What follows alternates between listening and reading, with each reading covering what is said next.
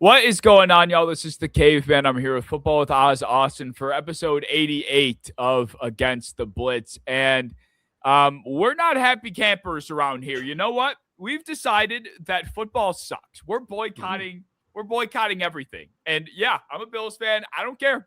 I can be unhappy. I can be salty. I can hate the Patriots. I wear it on my chest and I fully embrace it. I have so many strong opinions that are going to lead to irrational thoughts and takes, but I don't care. I like this has been the worst divisional weekend ever for everybody. Jarrett Stidham is going to be in the wild. It's going to be in the AFC Championship game. This is so stupid. Like, the Patriots have the easiest walk into which is awesome for them. Like, they get to walk right into the Super Bowl. They're going to face the dogfight winner of the Seahawks and the Rams. That's going to be an awesome game. But God, like, the Broncos went from the highest of highs to the lowest you can possibly get. Patriots won a dogfight today, and they get to just walk into the Super Bowl.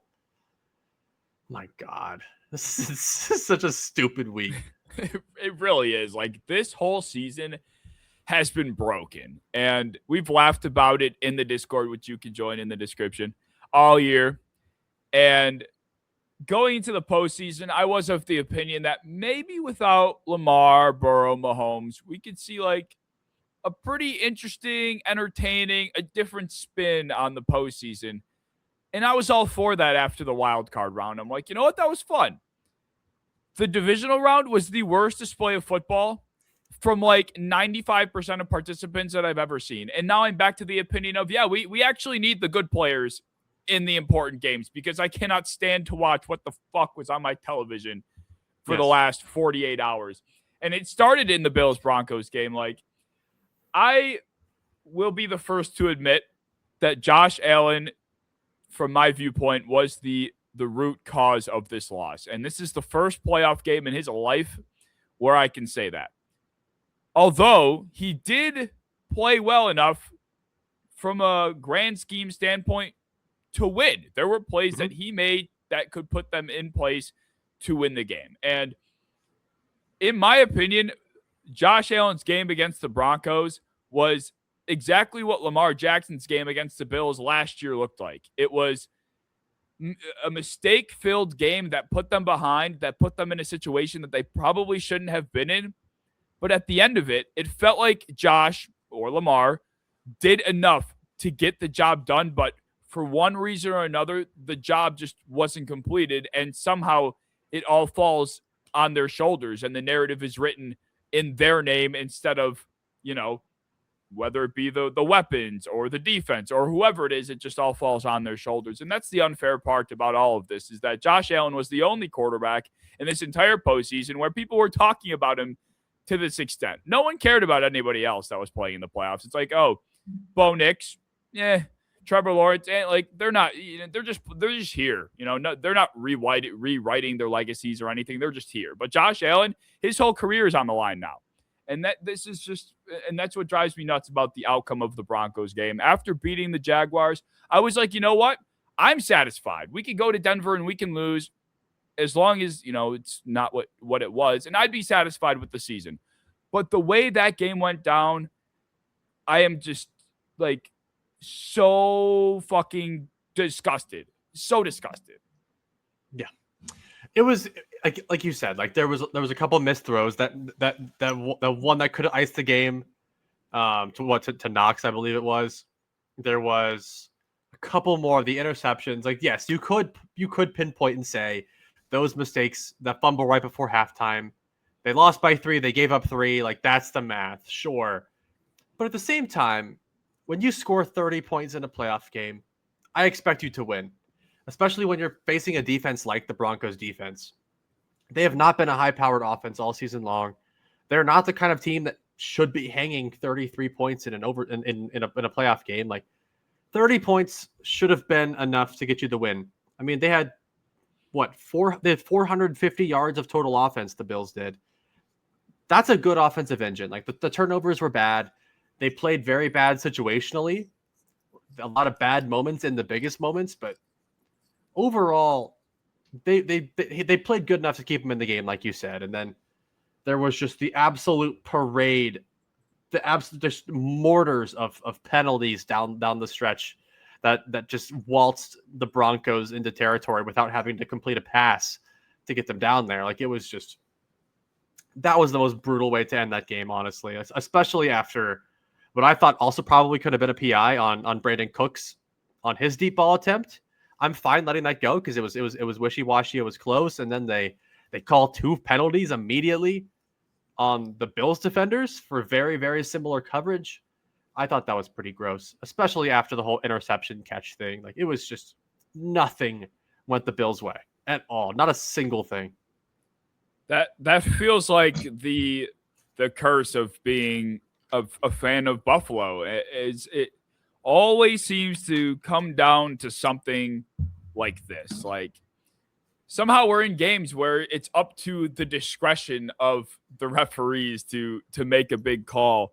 And yeah, I fully accept the fact that maybe we should not find ourselves in these situations, so they wouldn't happen. I can get behind that. But just one time, can something go in our favor? Is that so much to ask? Like, last year, Josh Allen's trying to get an inch on a tush push, and he probably got it 4 months after the fact. We're all talking about it. Yeah, he probably got it, but it didn't go that way in the game.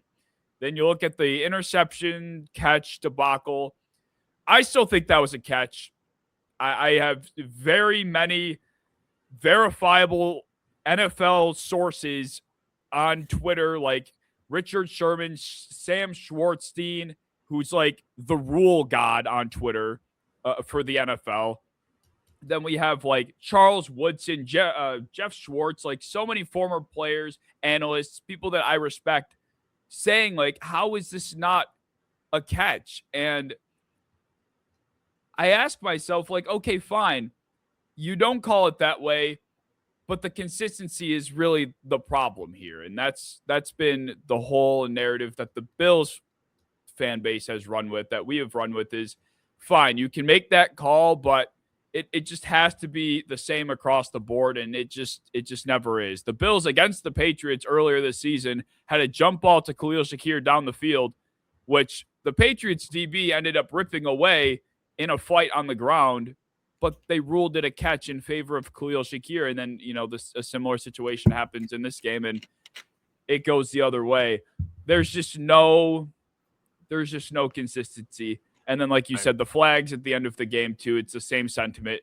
If you're going to throw the flags, fine. But the first 58 minutes, you decided to keep them tucked in your back pocket, and everyone was okay with that. Really, I thought up until the last 4 minutes, the refs were out of the way, and they did a fine job. I don't know what got into them. The Trey White flag, yes, that was a penalty, but Bo Nix was legitimately just dropping back and throwing the ball up punt height, legitimately punt height. And the DBs had no shot. What are they supposed to fucking do? Like, Trey White had no chance to turn around and find that ball and make a play on it without running into him. And Teron Johnson didn't even commit a penalty. So I don't know. It's just like, one time, can something go in our favor? We're convinced that, because we have a lot of Native Americans that live in our area, and I don't know what the curse is or what they call it around here, but people think like there's a curse with that on Buffalo sports, because there's no other explanation for this. There's not. There's not. Especially like when the same team just they lose the same way, and you can almost predict it. Like, you could have almost predicted that the Bills win in some kind of just disturbing penalty-filled, officiatingly filled action. And like, these are not excuses, right? Like, they had plenty of opportunities, like we said. The Dawson Knox miss that should have been the game-sealing touchdown. There was a couple big plays. Like, there was that one down to Brandon Cooks, like that deep ball that he almost got 2 feet in on. Like, there was a couple different things that I thought really. I mean, that was one where I was like, just catch the ball. You don't gotta leap out the fucking gym. Like, just catch the ball, dude. You went flying. But there's just so many things where I thought that, like, yes, the penalty sucked. Yes, the inconsistency was awful. But these things, like, could have still won them the game. Like, these are not excuses, but they just pile up when it happens to you year after year after year. Where, like, it might not be an excuse. Like, yeah, you should have performed better, but I'll still listen to it because that's frustrating from any fan base's perspective. It sure is. I don't know what else to really do about it, other than just maybe quit watching. To be honest with you, like it is that it is that gut wrenching to experience this. Yeah, Not just every year; it's every fucking week. Like every playoff game, every big game in the regular season, it just goes the same way. Fortunately, at least in the regular season, sometimes it goes in our favor, but like there is never a clean, easy, dominating win that we can just walk away and be like, phew, like that was just a lot easier than we all thought it would be. It's always just the utmost anxiety riddled, frustrating, scary game that you could possibly script. And that's what this was again. The Broncos, like, and we look at like the whole curse thing. It's like Denver scored 14 points on 2 individual plays where a starting Bills defensive back had to take a play off. They attacked 2 different backup defensive backs when the starter had to take a single play to fucking breathe or recover from an injury. And they scored 14 points on those plays by themselves. And that doesn't even include the 16 that they got off of the turnovers, which most of them were probably pretty preventable. But the fact that they got 14 points on injuries like that, it just took like a domino effect of bullshit to even get Darnell Savage on the field in the first place, to even get Dane Jackson on the field in the first place. Like, to just looking across the course of the whole season, from the Harrison injury, the Jordan Poyer injury, like the Darius Slay incident, and then Jamarcus Ingram's released, like all of that up until that game where those guys are on the field, like that is some insane divine intervention type garbage that just feels personal. I mean, I don't know how else to explain it. And this is the reason why I did initially pick the Broncos to win the Super or go to the Super Bowl in a previous bracket I did as well, because they have so much magic. Like everything they have ever attempted to do works. Like we want to march down the field. Here, I'm gonna throw this ball into fucking space, and then it's gonna come down. The defender won't find it, and it's gonna be a penalty. And I'm gonna do that 3 straight times. Mm-hmm. Like it was like everything that they attempt to do just works. I mean, fucking yeah. Cortland Sutton has like the biggest stinker of his life. Here comes Marvin Mims, gonna tear your ass apart. Like little Jordan Humphrey drops that pass earlier. He comes back just to shred Darnell Savage's ankles and beats him on a huge touchdown. Frank Crum, the backup lineman, catches the touchdown with the yards after the catch.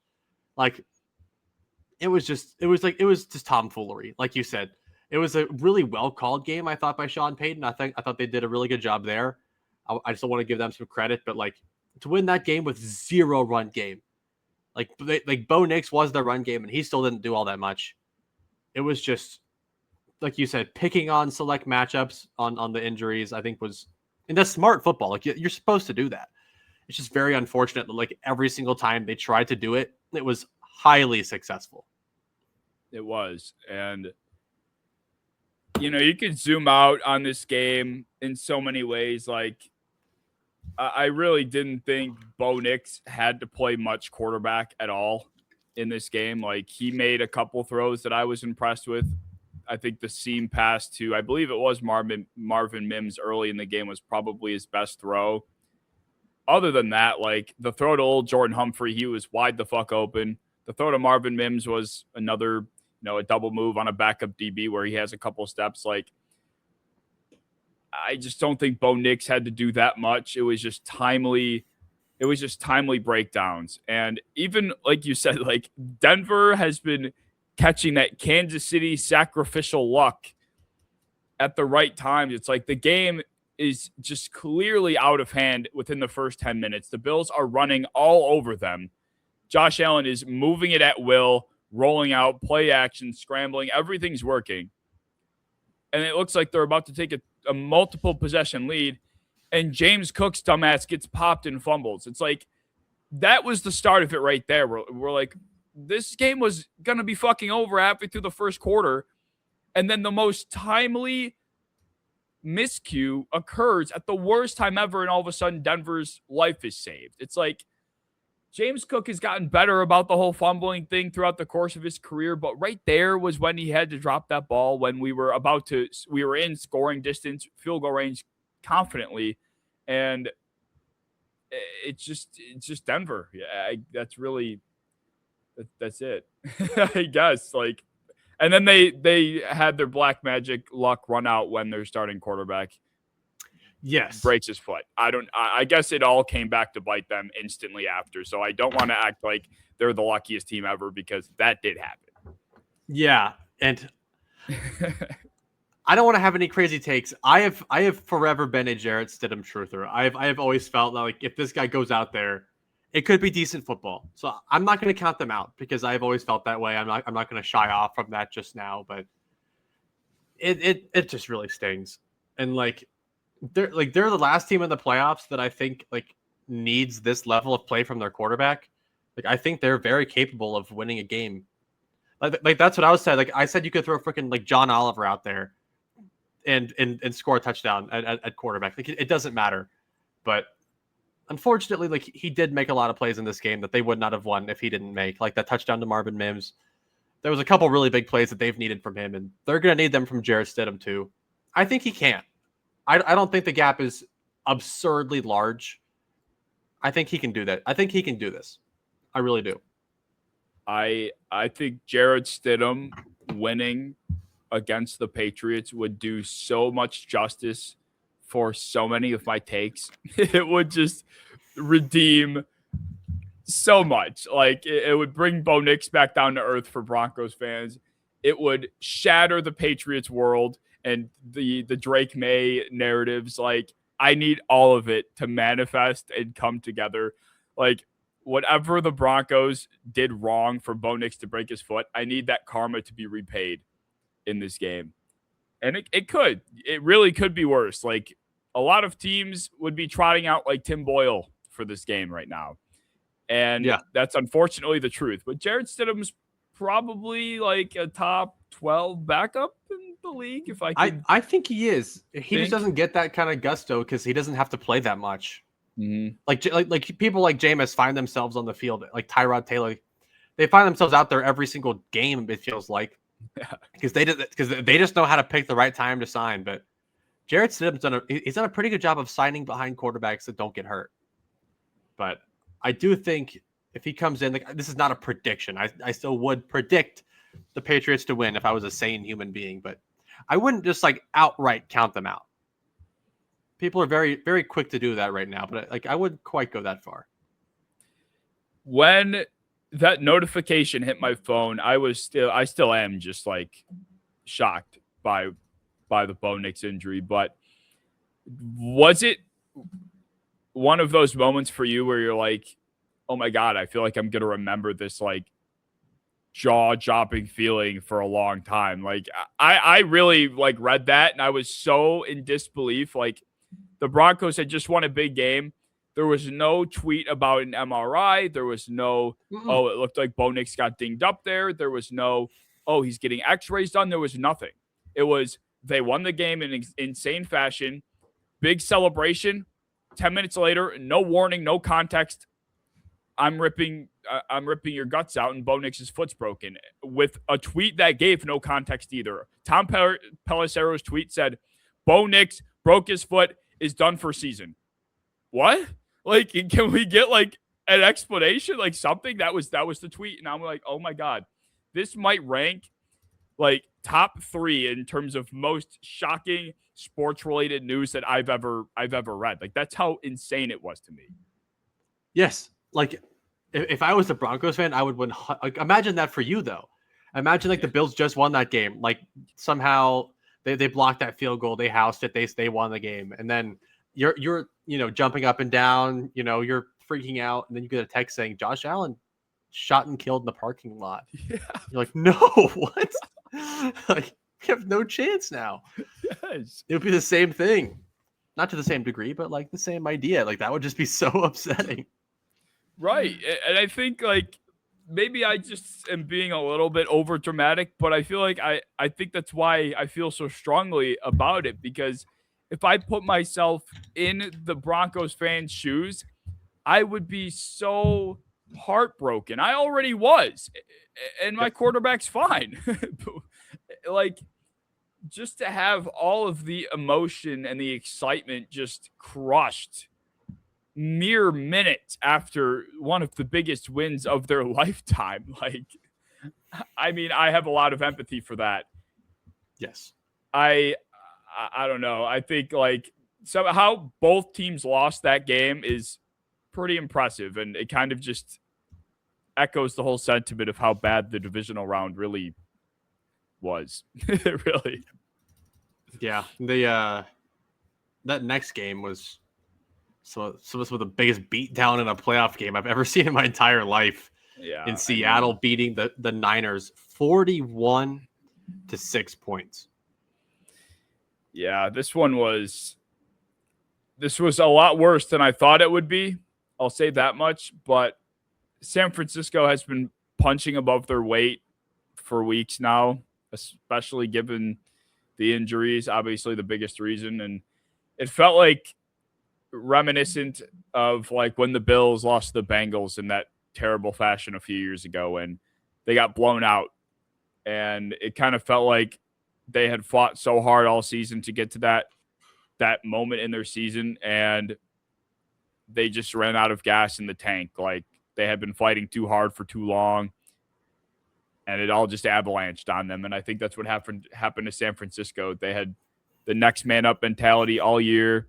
They go into this game, guys are still actively getting injured as they're playing in this game. Yes. And they're like, yeah, like we just can't do it anymore. And they just folded. Like I don't blame them. How do you keep this up? It felt very reminiscent of that time where they just like genuinely ran out of quarterbacks.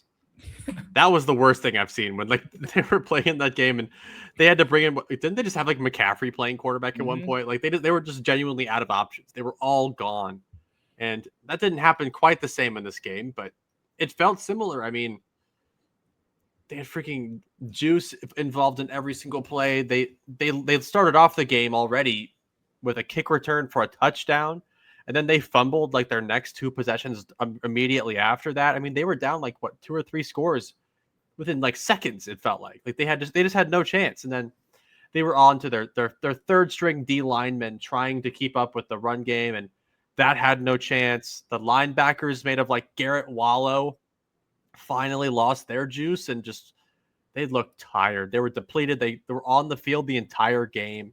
The Seahawks didn't even move the ball that crazy well. I mean, they only had 280 yards of total offense, but all of it counted. Like they were very efficient.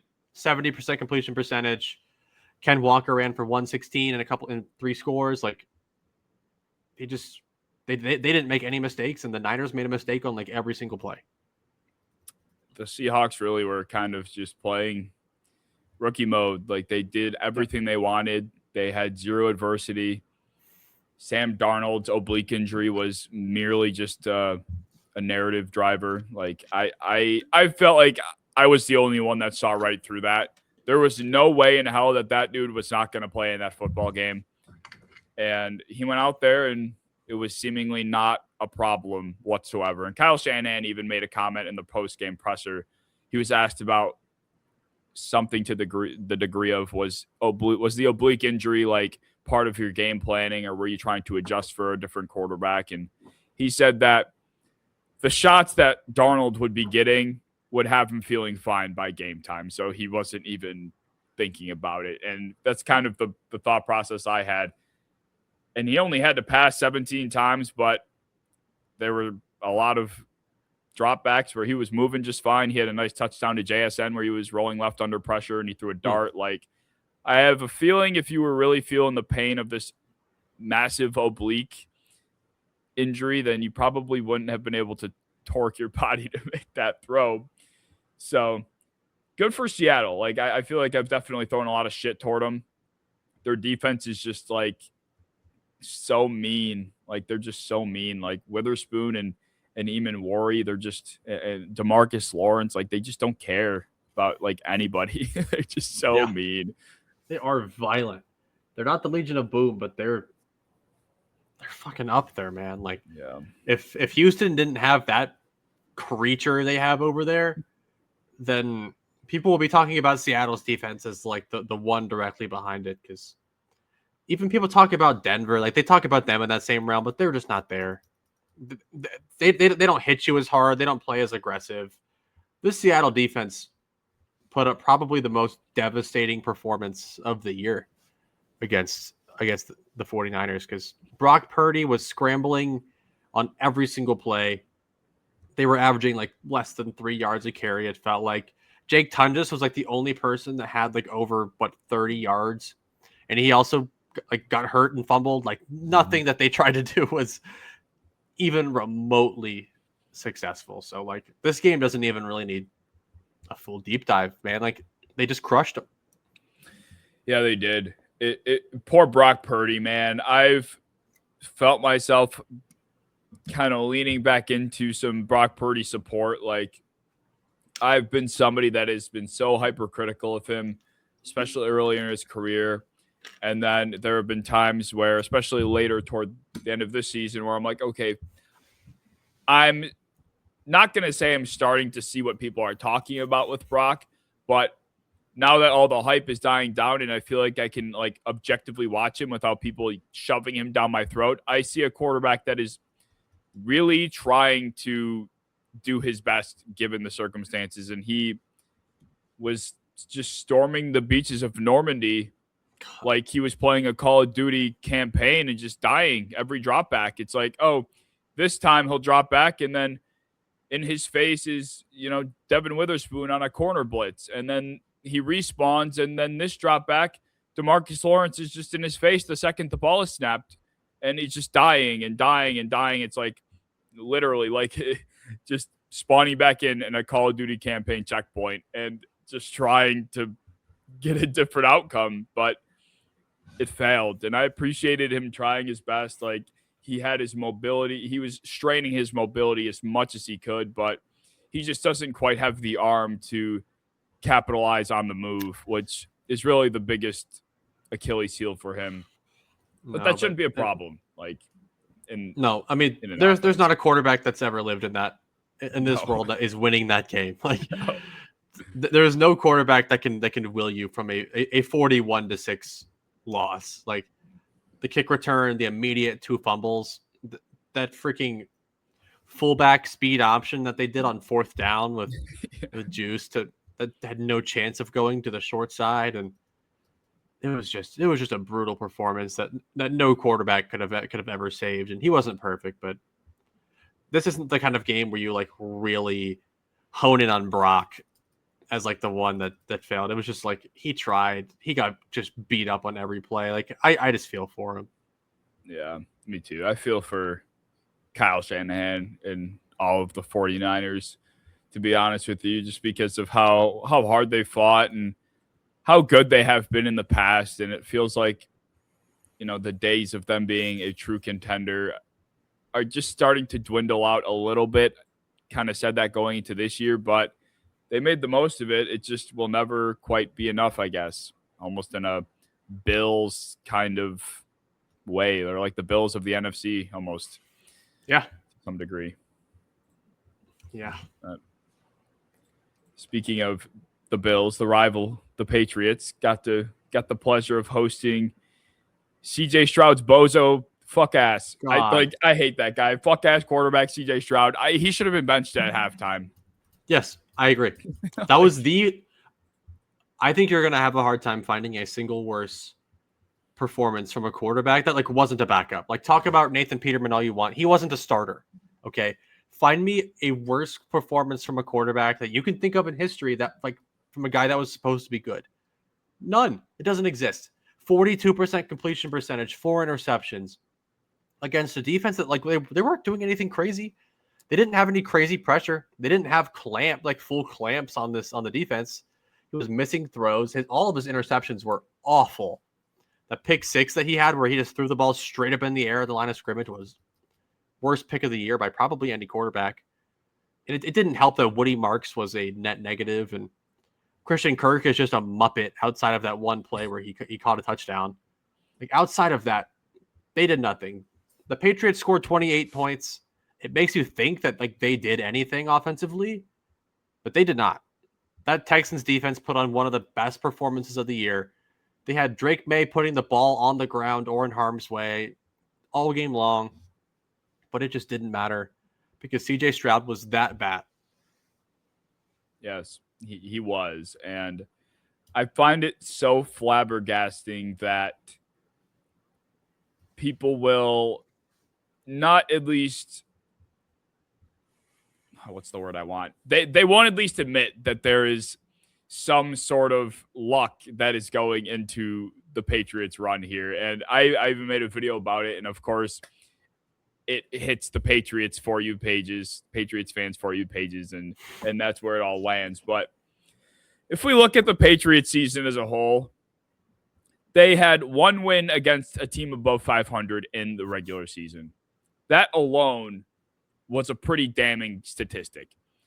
That granted them a wild card matchup against the Chargers, who had no offensive line at all, with Justin Herbert, who played the worst game, arguably, of his career, where Drake May also underwhelmed, but it was not talked about because Justin Herbert was worse. Then they go and play Houston without Nico Collins. They lose Dalton Schultz in the first 10 minutes, who's their second most relevant pass catcher. And CJ Stroud follows Justin Herbert's performance up with a performance of his own that will have people considering if he should even be the starter in 2026. That's how bad it was. And Drake May, like you said, was once again not good. Not good, really, if we're being completely honest. Kayshon Boutte made a ridiculous catch against Derek Stingley. Stephon Diggs made a ridiculous catch in very tight coverage. Like, he got help when he needed the help. Otherwise, it was just another, like, Bo Nix-ish, he was there type of game, if I can be completely honest. And now he gets Jarrett Stidham in the AFC Championship. What about this is screaming adversity to anybody? If it's not for two of the worst quarterbacking games from Stroud and Herbert, they're probably knocked out right now by one of these two.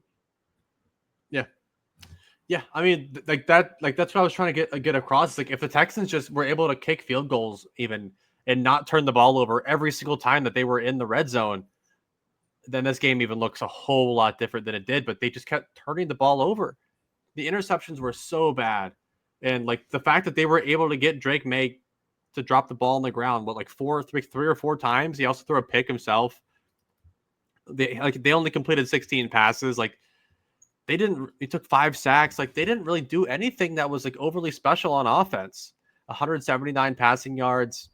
Stevenson was pretty good, but like nothing crazy until the very end. But it was just the right plays at the right time, the very timely Boutte and Diggs touchdowns. They were very important. The DeMario Douglas touchdown on 4th down was huge. Like, that's kind of just been their season. Like, nothing they do is overly crazy impressive individually. They just make a lot of the right plays at the right time. And that kind of goes into like that lucky, but also not so lucky kind of thing. It's hard. But the only thing that I have trouble with is when people talk about Drake May like he has zero help. Pretty much every single time I've tuned into a Patriots game, he makes good throws. He makes great throws. But like, they make the play every single time the receivers do. And they did this game. Like Diggs made a huge play. DeMario Douglas had a very difficult catch after Kalen Bullock tipped it. He still caught it and ran for a touchdown. Kayshon Boutte laid out one-handed and caught a touchdown on an all-pro corner. Like, he didn't just carry them to this victory. Like, those skill position players were the reason why they won. 100,000%. And even like going back the last couple of weeks, they've been getting Ramondre Stevenson performances as if he's a top 10 running back. And all of a sudden, like, they have one of the best dynamic duos in the league. It's like, well, where did this come from all of a sudden? I think the timeliness, like you said, is maybe more important than I'm even giving it credit. Like, you look at the similarities between the victories of the Patriots and Denver.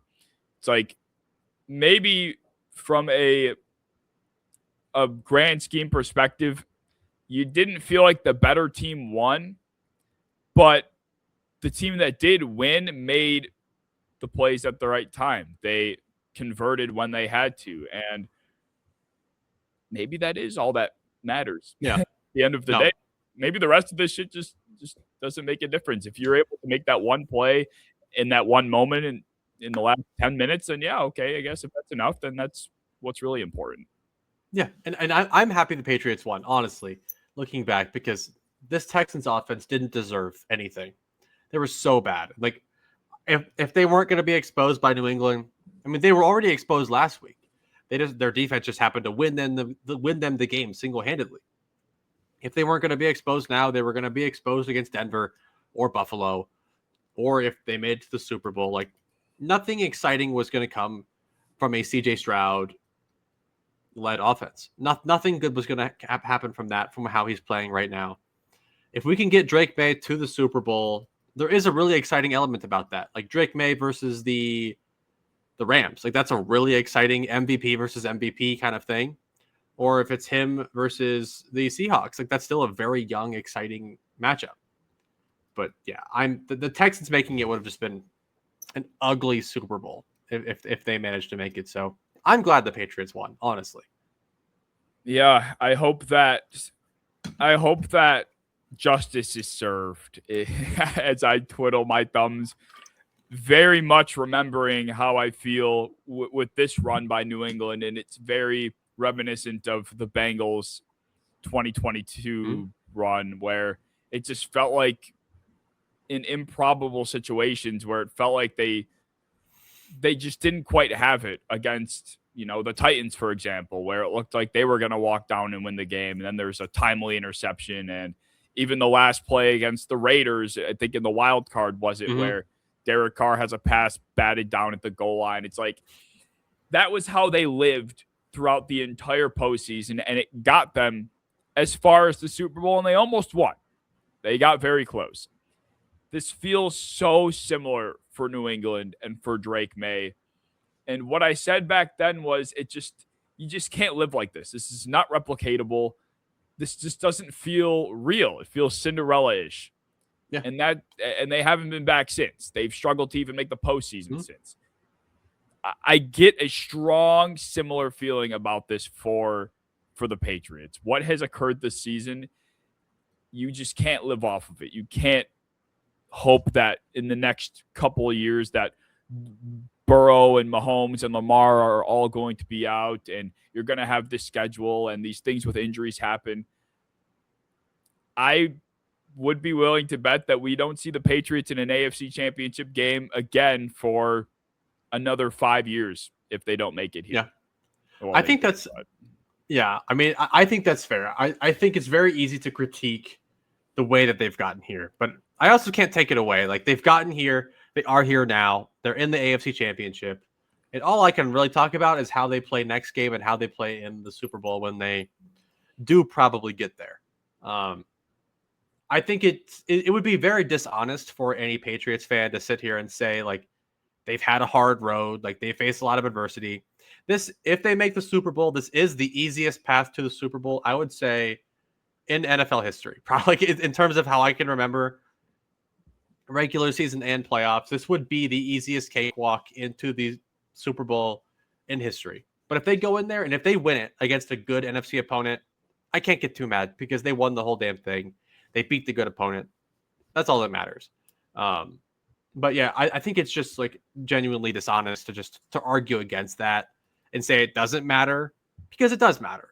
I mean, like you see teams like the Ravens and the Lions that had to face probably like 10 teams that were above 500, a gauntlet of teams that made the playoffs and went far in the playoffs. Whereas your team played the Steelers, lost to them, and then you played the Bills and only beat them one out of the 2 times that you played them. So they've played well in the playoffs so far.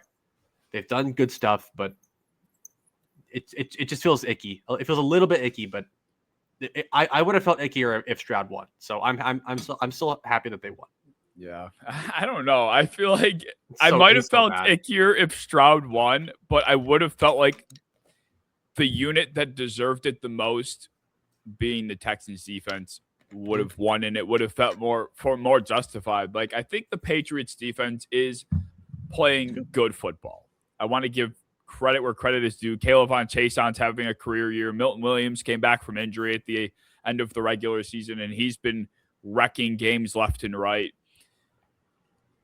Although it just feels like more of a product of implosions from the quarterbacks they've seen than it's been like, oh, they're just a masterclass from Zach Kerr defensively, and they're getting Christian Gonzalez like playing out of his mind. It's like Christian Gonzalez was losing reps to Jaden Higgins every drive. Like, CJ Stroud just couldn't throw a ball toward the sideline for his life that was in vicinity of his receivers, and they just happened to go against two of the worst interior offensive lines in the first 2 weeks. So it really, I fully admit that I am taking the hater angle by having these discussions, but the matchups that they've gotten have favored them so heavily to the point where it just has not required the offense to do much from an expectation standpoint. They've done their job, but I think a lot of other teams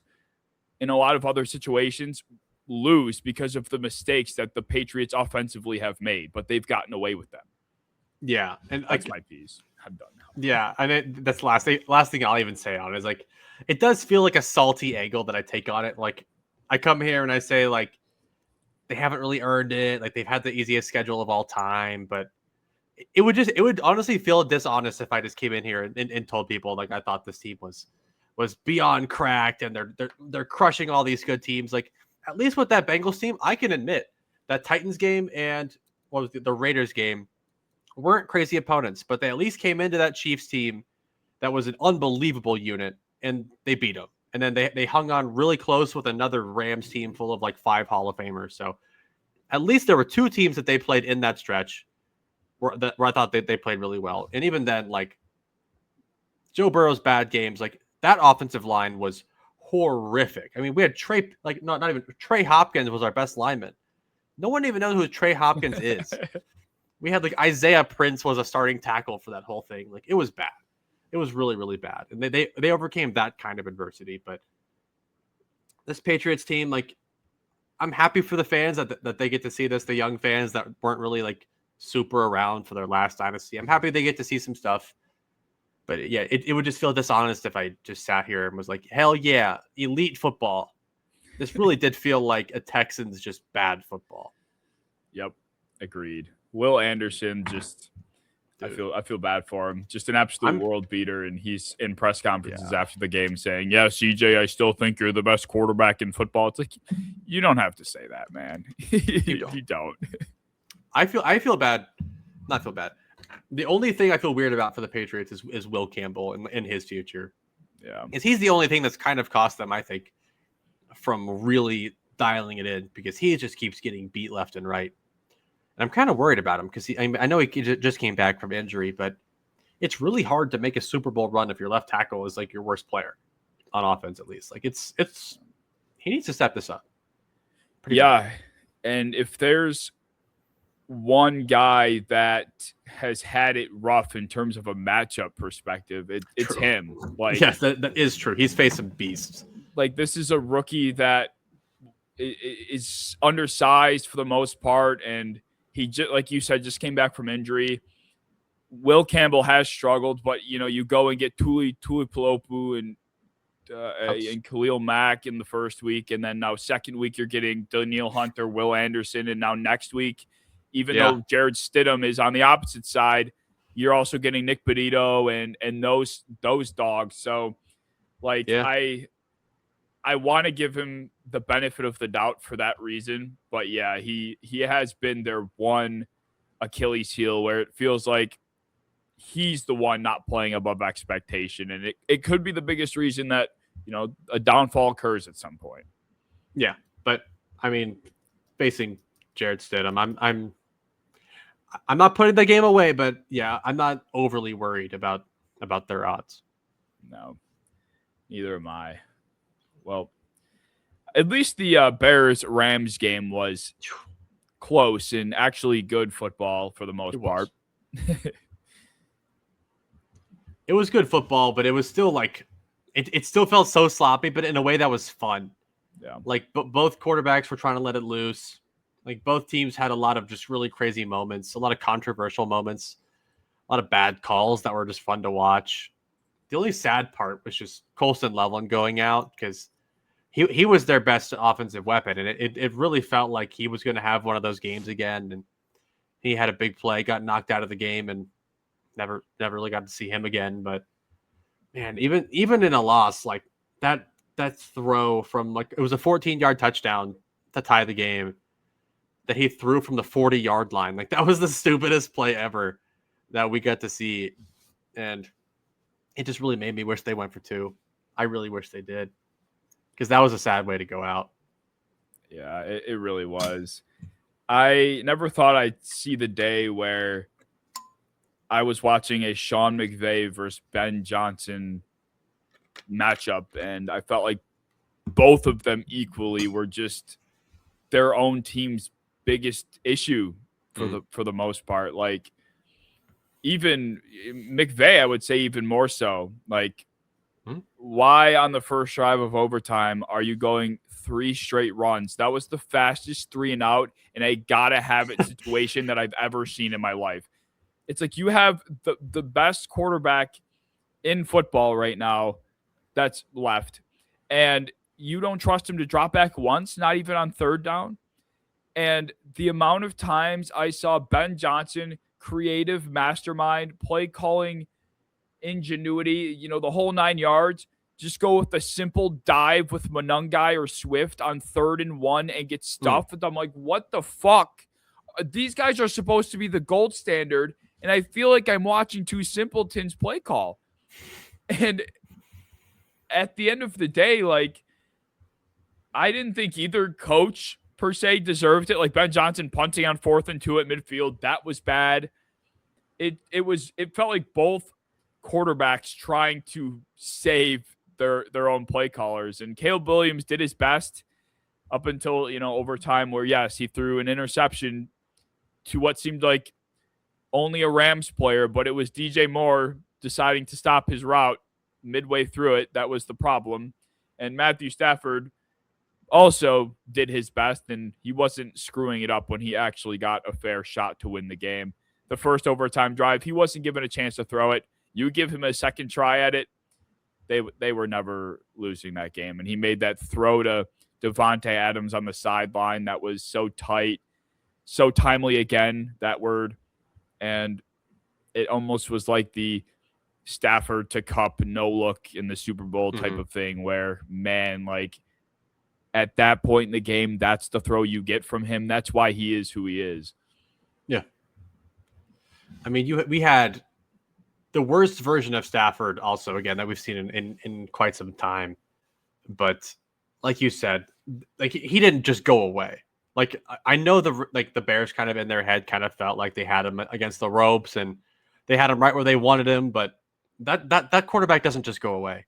And I know like they were probably doing some overthinking, doing like the 3 straight runs and a punt and overtime. And I know that Kyron had a pretty good game, but some of the play calls they were rolling out, like that fake pitch to Corum or the fake handoff pitch to Corum, was so gross. It was so gross, especially when you have the quarterback that led the NFL in like a lot of major passing statistic categories. It was gross.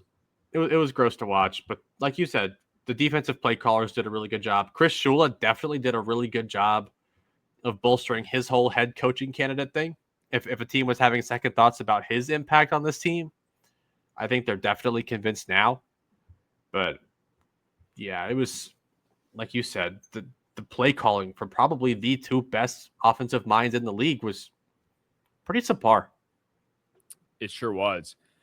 It was just fun to see the playmakers, though, and it never will not be. Like I will never not be enamored by Caleb Williams. Like this guy was built in a lab. Like I think there are 2 archetypes of quarterbacks that you would build in a perfect world. One being the Josh Allen archetype, huge, can just withstand any hit, deliver any punishment, make any throw on the run, and really be impossible to chase down.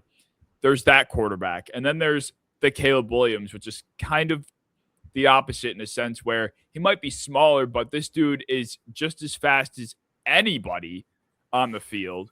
He's got an arm that can make any throw from any arm angle, from any distance. And there's no situation where you're like, okay, Caleb is screwed on this play. And if he's able to convert on that final touchdown to Cole Kmet on 4th down, then there's really no throw in my mind that I don't think he can make. Like the guy's turned his back to the play mid drop back to fucking run away from the pass rush 10 yards, then turned around again and located somebody that he thought he could make a throw to and launched it off his back foot, perfectly located. Like, I get Kobe Durant or whoever the DB was played it horrendously. Like, that was some basketball level ball tracking. But the fact that he even located Kmet and put that ball in an area for it to be even a thought was one of the most insane things I've really ever seen. And that's following one of the other dumbest throws and one of the other biggest spots I've ever seen from the same guy just a week ago. Like, wow. I think this is a special player, and I don't think people are really acknowledging it yet. Yeah, I'm not sure what gets into people's heads sometimes, but the average NFL fan, I feel like, is trying so hard to convince themselves that they hate everything. Like this young first overall pick.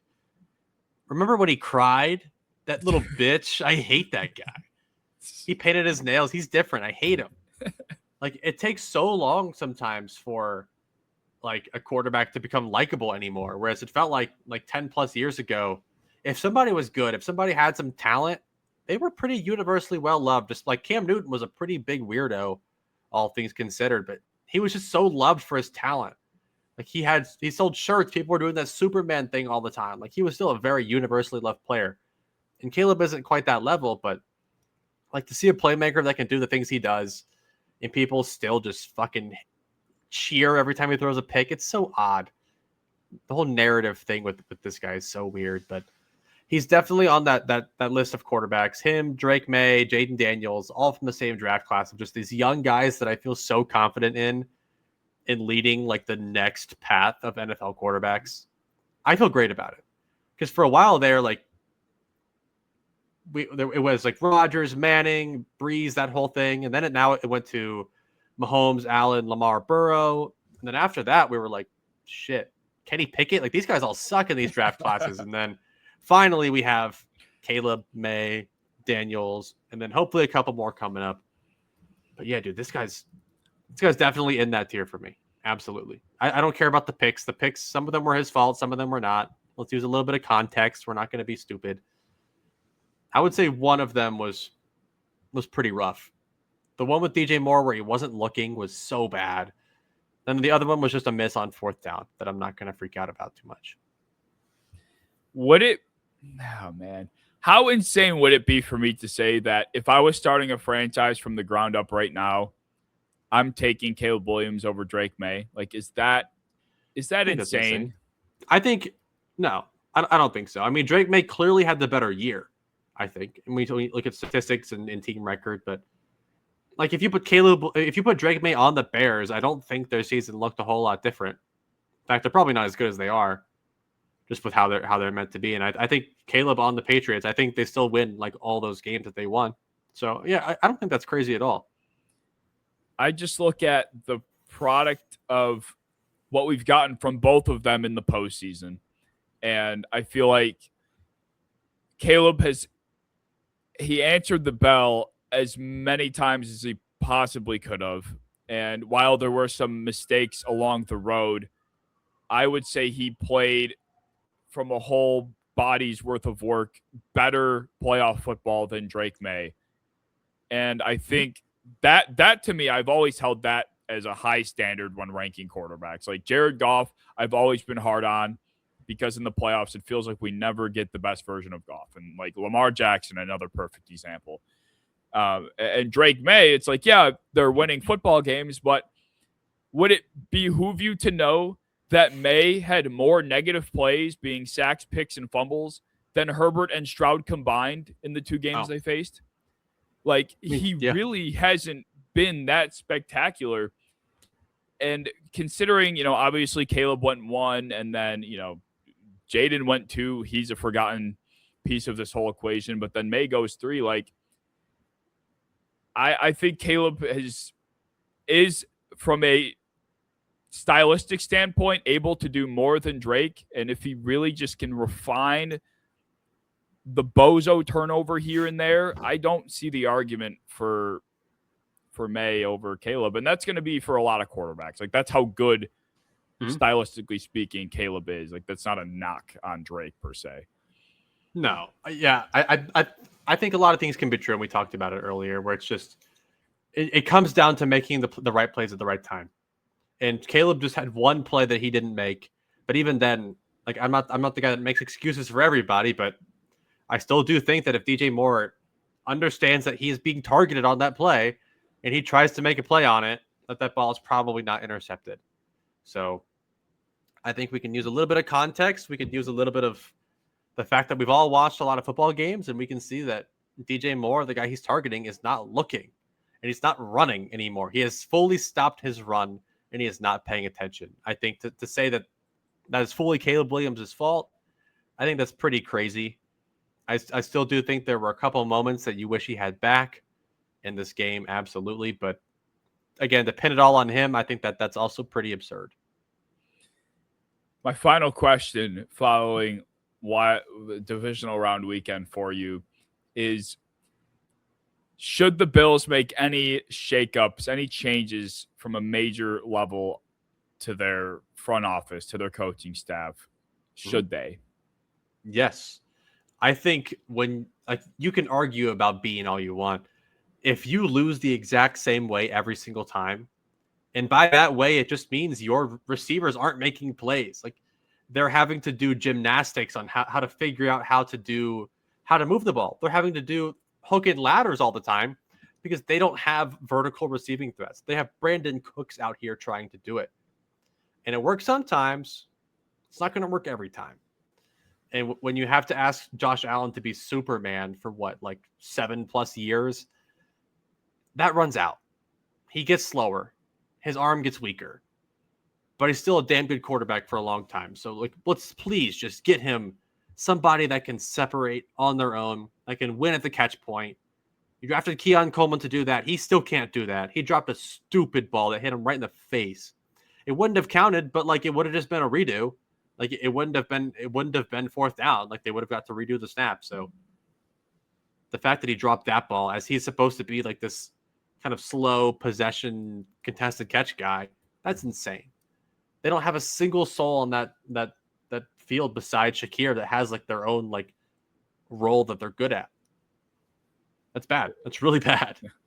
I mean, 2 balls that were must-have-its down the stretch of that game went to 2 players that were not on the Bills to start the year, and Mecole Hardman and Brandon Cooks. I think that pretty much says everything about the state of the roster construction. And it's been a massive debate amongst all of the Bills fan base about if McDermott should be fired, if Bean should be fired, if both should go. And I find myself leaning much more into firing Bean if you're going to make a change. I know I don't know where I stand on the whole, you want to have a GM and a coach that are on the same page, that were hired at the same time. I don't know if there's any evidence that supports that 2 guys that come in at once are better than 2 guys that didn't. But if you were going to fire Sean McDermott particularly, you do it after 13 seconds. We are 3 years removed from that. I don't think there's been a single season that they've had or a single outcome where I'm like, yeah, that was Sean's fault. And this year particularly was probably the best year from him as a head coach that I can remember in quite some time, maybe dating back to 2019, 2020. That's how good I thought McDermott was given the circumstances. So I I'd go at Bean's neck first, and I'd say, you know what? You had your opportunity to give this guy the weapons he needed before the season. You didn't do it. You had an opportunity at the deadline to reconcile that with someone of the level of Rashid Shaheed, Jacoby Myers, or even Jalen Waddle. The rumor was you just would not move off of a first-round pick, and you couldn't do that. And if you failed, your job, you've served your time here. So I would really love to know what roster decisions were Bean versus McDermott. That would be the clear way to determine this, because in the leading up to the Jacksonville game, a lot of us took notice of the fact that McDermott in press conferences made multiple praises of Jacoby Myers. He's like, yeah, Jacoby's been a game changer for him. He's that guy that they've needed. He's got good hands, like just continuously, like almost on purpose, sending subliminals toward his own general manager about a player that probably should have been a fucking Bill. So it makes me think that those two guys maybe haven't been on the same page as of the last few months. I mean, like when I look at how the Bills are losing, I don't think quite often that they're losing because the locker room is bad, or they're losing because they're making a lot of poor game time decisions. I think they're losing a lot of these games because they just don't have the dogs to win these games. And I think they're a team that, even though you have Josh Allen, the rest of the team is kind of punching up and playing above their weight class, like you talked about with some other teams. Like, this defense on paper isn't a crazy defense. If you put them on a lot of other rosters, they're pretty mid. Like, outside of James Cook offensively, like that's one of the worst receiving cores to ever grace a playoff football game. I mean, both Mecole Hardman and Brandon Cooks were essentially kicked off of their teams by teams that didn't want them, and those teams don't have good receiving cores. And the Bills picked up the scraps and made them starting receivers, and they turned Khalil Shakir, who's usually a receiver 3, turned him into their wide receiver 1, and they've done no developing of anybody else. Like, they've just butchered the easiest team building exercise in getting pass catchers. It's so simple. Every team can do it. That's why every team does do it. They're the only team that can't figure it out over like a 4-year span. Yep, it's really just been Stephon Diggs, and that's it. And even when Stephon Diggs couldn't show up in the biggest of moments, then you're like, how come no one else is around? And where's the next man up? It doesn't feel like there's much of that on the offensive side of the ball. The next man up mentality is really not a thing over there. On the defense it is, but the offense specifically, no. It doesn't exist. So it's going to be a long next few months for a lot of fan bases, the Texans, the Bills. It's going to be rough for even the Broncos, assuming that this next week goes the way it goes. Like, we're going to be talking about a big what if for poor Denver fans. Like, the Eagles, after the way they got eliminated, people are talking about Jalen Hurts being the root of a lot of the problems. And what do you do with Justin Herbert? And like, there are so many storylines over the next few months that are going to be very interesting to watch. And the way these front offices handle it will be telling as to what I think their future will look like, quite frankly. And the Steelers, especially, like where they go with their head coach, that'll tell us whether they're ready to be innovative or if they're still stuck in, 2010. Yeah. So, yeah, we'll do a lot of receiver scouting for you Buffalo Bills fans. A lot of receivers, a lot of linebacker depth. If A.J. Brown is not a Bill, then I would fully expect Jordan Tyson or Carnell Tate to be. Or you'll be trading up, son. Yep, they better. You still got to trade up for those guys. You fucking better. I don't care what it takes. I think right. Anybody that's in charge of a Buffalo organization, a Buffalo sports organization, needs to understand that we don't want a dynasty. We don't care about the next 3 first-round picks. We just want one. So just sell everything and get the one, and you will be praised here forever. The statue will be built. You will be appreciated until the end of time, even if the next 10 seasons are the most abominable product you could possibly put out there. As long as you get one, no one else cares. It's going to be Denzel Boston. I smelled already. It will be Denzel Boston. You are an ass for that. I know how this shit works. I can smell it. Do you have any final thoughts for the divisional round? Not a single one. Just hoping that this next round is a lot better football. Like, we like close games, but we want to see the best players on the best teams playing their best football. I don't think we got that this last week necessarily, but I do think there is a possibility that we see this next week. So we will all be praying for it. Was it a catch? I have no clue. I honestly have no idea. I don't know what a catch is anymore. Honestly, I have no idea. No idea. Yeah, no one does. No one seems to, and everyone has a different opinion. And anybody, yes, it's either like you either hardcore believe it was a catch, or you hardcore believe that people that think it was a catch are insane and it was clearly a pick. Like, there is no middle ground with this whatsoever. I think you're a goober if you think you know the answer to what's a catch. Yeah. What does survive the ground mean? I have no idea. I have no idea. How long do you have to lay there before you've survived it officially? I have no idea. But either way, if I was a Bills fan, I definitely think that was a catch. If I was a Broncos fan, I definitely think it wasn't. So I don't know. Fair. I honestly have no idea. I wish it was a catch, but I'm not so confident. Yeah. I maybe the ground needs to start getting up and like shooting receivers and seeing if the receivers survive the ground. Yeah, are you alive? Yeah, are you alive? He looked plenty alive.